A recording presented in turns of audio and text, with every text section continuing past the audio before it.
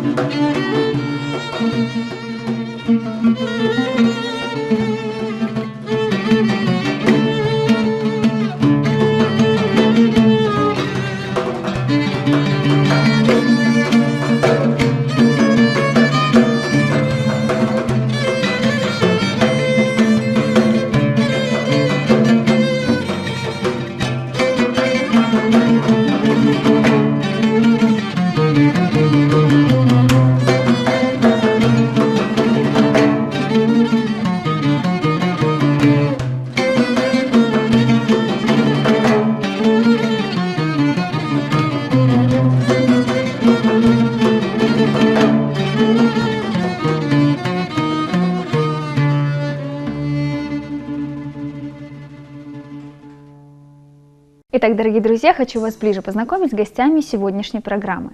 Это очаровательная Халет Хами и Милат Купайзаде. Здравствуйте, селям алейкум.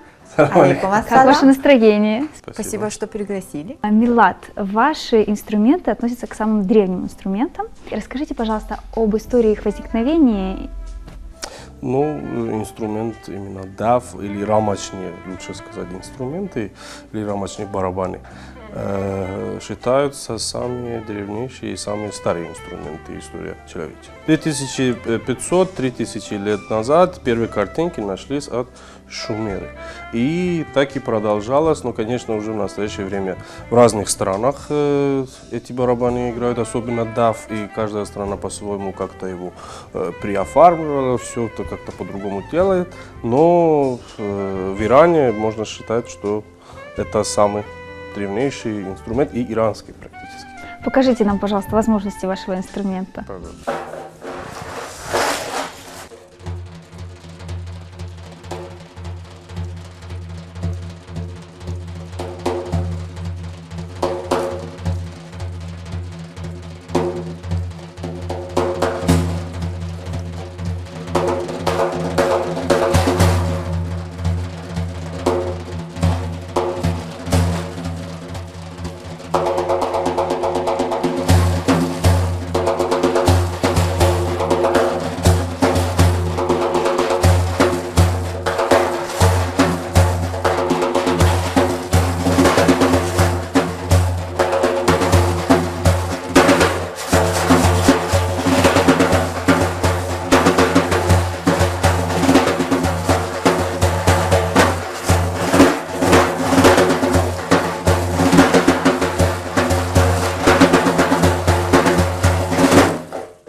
Такой короткий. Это было здорово, спасибо большое. Спасибо. Из чего он сделан? Ну, этот инструмент конкретно сделан из кожи, вернее, вот эта мембрана, которая сверху, это синтетическая, но его делают вообще из настоящей кожи, коровы, козы, барана.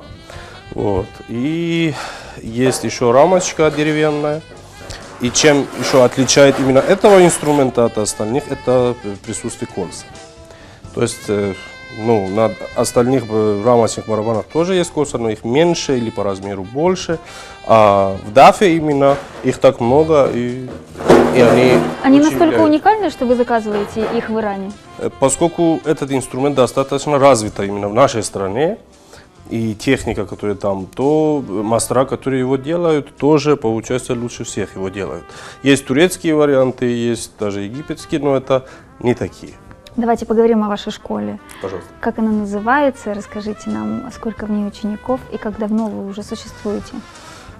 Школа называется барабанная школа ДАФ, как раз мы в честь этого инструмента его так и назвали. Занимаемся мы уже 3 года официально. Было очень, не можно сказать, много учеников. Там были человек 20. Многие приходили, через 2-3 занятия уходили, потому что им не удавалось. Потому что особенность этого инструмента в том, что его надо держать в руках, еще и играть.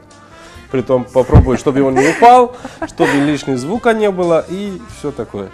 Но были сдержанные люди, как и Хале, потому что она тоже у меня занимается, вот, которые решили бороться с этим и сели, играют 3 года, и неплохой результат даже. Но сейчас количество учеников около 10-12, которые постоянно. Какая возрастная категория ваших учеников? У нас нет ограничения, но моих учеников, сейчас скажу, с 20 есть до 40 с чем-то, под 50. Легко дается им? Конечно, это для начала, сначала не очень легко удавался, но потом нормально, привыкли.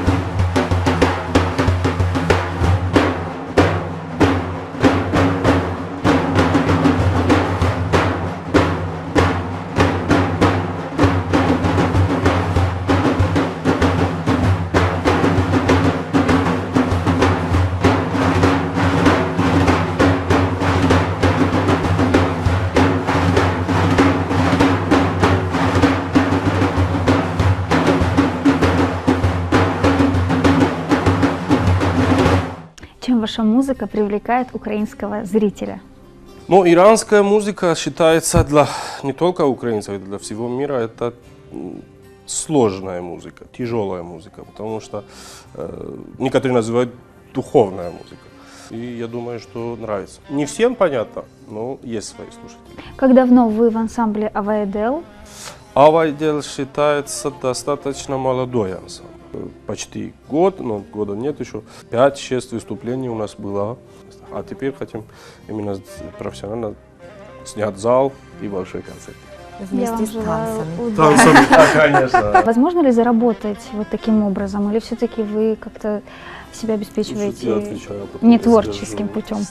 Это секрет, конечно. Да. Ну да, нас часто, в общем-то, заказывают на разных мероприятиях. Зависит от того, кто заказывает. Есть на свадьбах, на дни рождения и так далее. Отдельно еще нашу группу заказывают на разных фестивалях, поскольку это персидский ансамбль, поэтому очень интересно. Именно тогда, когда собираются многие национальности, с разных национальностей, собираются группы, нас приглашают, и это как экзотика. Экзотика, да, Да, да. Это какая-то изюминка в торжестве, да? Да, но можно зарабатывать. Можно зарабатывать, но только я опять-таки тут есть такой комментарий. Украина страна танцоров и певцов, а для музыки нету места. Тут чуть-чуть спорный Вас немного вопрос, обижает особенно, такое но отношение. поэтому и я остался на своей специальности. Я же тоже инженер-программист, поэтому у меня я Это не больше скажу, для что... души, да? Да, это для души, но я не скажу, что сейчас какой из них главная работа моя. Они оба главные, потому что сколько я уделяю время искусству, столько и своей работе там.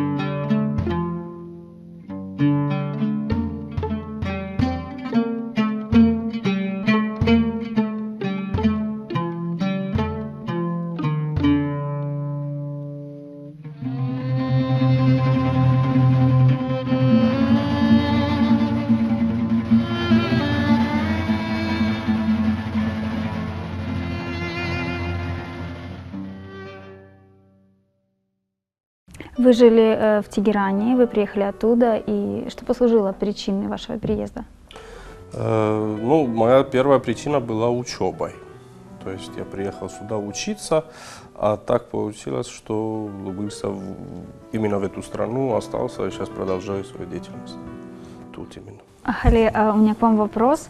Да. Вы замечательно танцуете, у вас здесь своя школа. Так. И что послужило именно причиной вашего переезда из Я Ирана? то же самое. Я приехала именно учиться по учебе. Но я потом поняла, что специальность, которую я выбрала, не мое. Мне не нравится. Какая была У специальность? меня физическая и биомедицинская электроника. О, Да. Я потом поняла, что я вообще, это не мое, действительно. Когда я получила 4 года училась, получила бакалавр, красный. Потом поняла, что нет, это не мое. И поскольку я с 4 лет занималась именно в Тегеране тоже балетом, у меня был один мастер, я у нее ходила к ней с 4 лет до 11. Поскольку это все у меня было уже данное, развитое, это я любила очень-очень-очень, приехала, открыла свою школу и начала танцевать, преподавать и поделиться с людьми, с другими. здорово. Часто ездите домой? Раз На в родину. год, раз в год. Ну, это бывает 2 раза, может. Да, больше.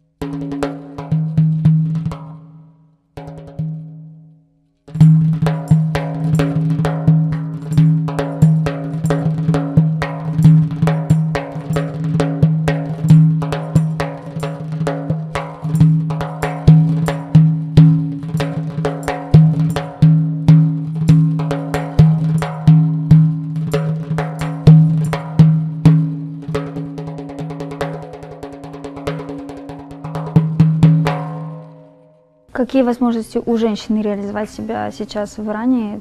Потому что я знаю, что некоторые даже сферы искусства исчезают, там, где участвовали именно женщины. Когда мы были, когда я сама жила там, конечно, когда я сама ходила на вот эти курсы, которые я сказала, с 4 лет, значит, это была неправильная вещь в Иране. Вот тогда все сказали, почему. То есть это было под запретом, балет был под запретом? Это было вот в таких маленьких кругах. Мы уже давно знали о том, что есть такая школа, мы ходили, а больше нигде нельзя было танцевать. И выступать там женщинам никак, и не петь, не танцевать, ничего. Поскольку в исламе запрещается женский голос для мужчин незнакомых и не близких, и точно так же танец. Поэтому есть такое понятие женские концерты, которые там и танцы есть, и все, но туда ходят только женщины. А там, где уже групповая хор, потому что хор разрешается в законе ислама, так что спокойно они могут в хоре выступать с мужчинами. Украинская культура повлияла на ваше творчество? Вот как я думаю, как я стала по-другому посмотреть на это все. У меня взгляды поменялись после того, как я приехала сюда. Но это все личное. Увидев и услышав украинские народные песни и даже ритмы некоторые, они повлияли как? Я познакомиться с другими ритмами другого народа. Это сам для себя как мир, именно в музыке. Чем больше знаешь, конечно, чем больше увидишь, тем совершаешься больше и больше. В Иране и восточные ритмы не очень близкие и не очень знакомые для украинцев особенно. Но даже если так по музыке сказать, в размере в основном идет либо вальс 3/8, либо 2/4, либо 4/4. А есть такое понятие 6/8, которое в Иране есть в Таджикистане, есть в Узбекистане. Они знают это более ритмичное, для танцев как раз именно придумано этот ритм. Для них это было, конечно, не близко. Поэтому пришлось подход брать именно с тех ритмов, которые они знают уже, а потом уже прийти на те незнакомые ритмы.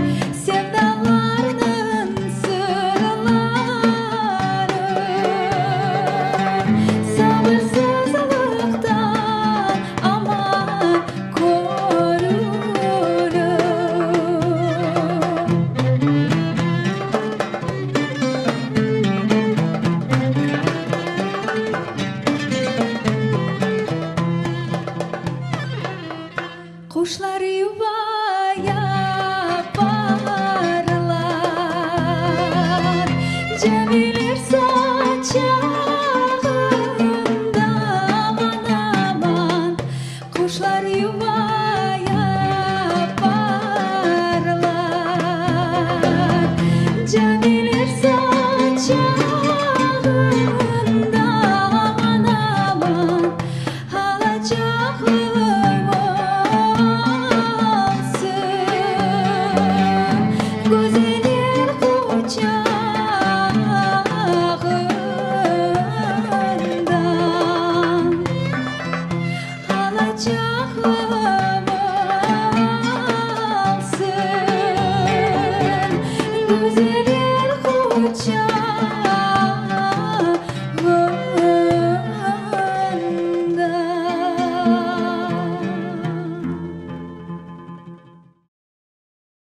Какие цели на ближайшее будущее у вас, творческие? Значит, скоро мы собираемся в фестиваль небольшой или большой, как выйдет, Получится, посмотрим. Да. По финансам. Да. Вы хотите его сами Да, организовать? сами организуем. Это танцевальный и музыкальный фестиваль.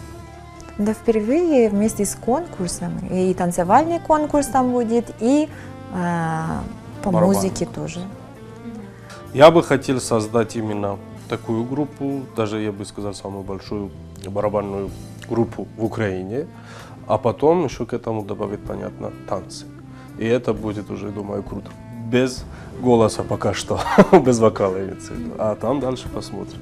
Спасибо вам огромное за беседу. Сегодня у нас получилась не только музыкальная передача, но еще и познавательная. Спасибо вам, что вы нас пригласили, Да, было очень благодарю. приятно.